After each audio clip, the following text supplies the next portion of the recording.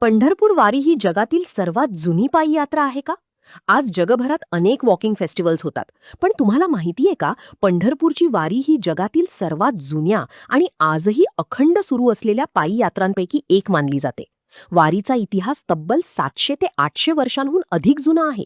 13व्या शतकात संत ज्ञानेश्वर महाराजांच्या भक्ती चळवळीतून या परंपरेला सुरुवात झाली आणि 17व्या शतकात संत तुकाराम महाराजांनी ती जनमानसात अधिक लोकप्रिय केली.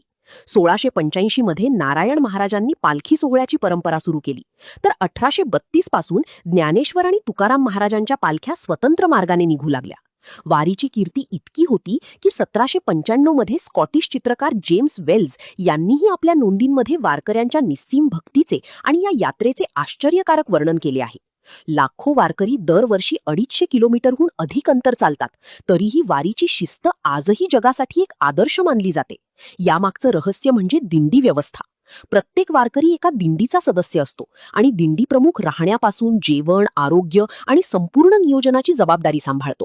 प्रत्येक मुक्कामाच्या ठिकाणी स्वागत कोण करणार, मुक्काम कुठे असणार, हे सर्व पूर्वपरंपरेनुसार ठरलेले असते. इथे जात पात, श्रीमंत गरीब असा कोणताही भेद नसतो. सगळे एकाच नामघोषात विठुरायाच्या भेटीसाठी चालत राहतात. म्हणूनच पंढरपूर वारी ही फक्त यात्रा नाही, तर शतकानुशतकं जिवंत राहिलेली शिस्त, समानता आणि भक्तीची परंपरा आहे.